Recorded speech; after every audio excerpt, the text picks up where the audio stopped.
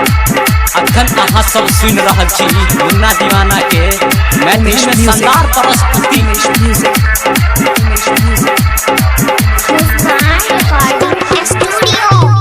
एला बंगाल से तू बिहार में हंस के बिहार में हंस के बिहार में हंस के एला बंगाल से तू बिहार में हंस के तोहरा के छोड़ा सबसे रही के बैठ के एना नाच छोड़ी तू मटक के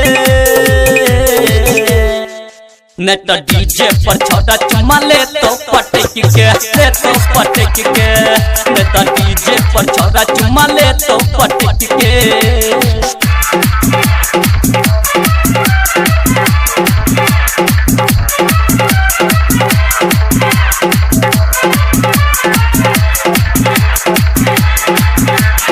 Umesh Music मुस्कान रिकॉर्डिंग स्टूडियो। एले तू नाचे गे तो हट झूमर चौकाचे गे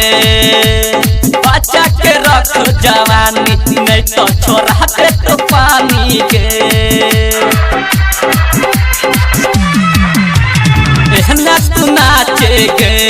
तो हट झूमर चौकाचे गे बच्चा के रख जवानी नहीं तो छोड़ा दे तो पानी के जो हमरा पर में हर पान तो हर निकलो सामान तू देखा नहीं एते शान न तफल तो दुकान एना न नाच छोड़ी के करो से ऐठ के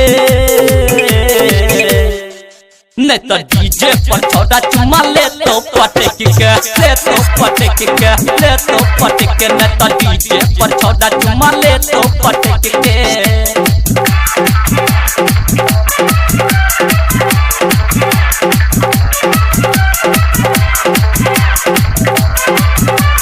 music by DJ Umesh. Muskan recording studio. लगही हसीना के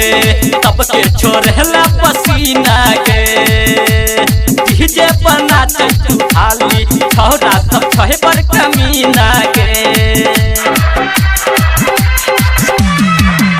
लगही हसीना के तब के छोड़ला पसीना के डीजे पर नाच तू खाली छोड़ा सब छहे पर कमीना के तो चुम्मा चाटी नहीं तो चिकटो के साथ भूल जब ही सोहराय तो के दे तो नहीं याद जइहा के छौरी तू के करो से पैठ के नहीं तो डीजे पर छोड़ा चुम्मा ले तो पटक के ले तो पटक के ले तो पटक के नहीं तो डीजे पर छोड़ा चुम्मा ले तो पटक के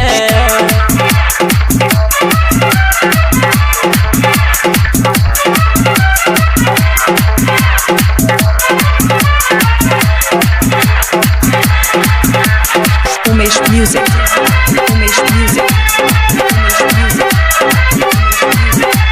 नाचे चला सब साल खेल संजय बिहारी के माल रही कर जितेंद्र कही चौक मिहिक लागै छो गोरे गोरे गाल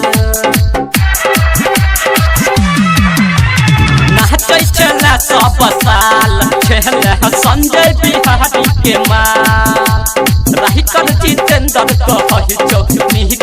लागै छो गोरे गोरे गाल देखियो अक्षय धर्मेंद्र लगा दे तो लब हमरा नहीं पैह छौड़ी कुछो है तो तब मुन्ना दीवाना से बात करियो सच के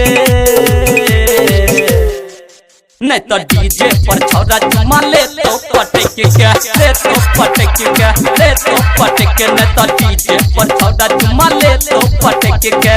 एला बंगाल से तू बिहार में हंस के तोहरा के छौड़ा सबसे रही हो गई बच के डीजे पर नाच न तू एना मटक के नहीं तो डीजे पर छौड़ा चुमा ले तो पटक के ले तो पटक के ले तो पटक के नहीं तो डीजे पर छौड़ा चुमा ले तो पटक के मुस्कान रिकॉर्डिंग स्टूडियो।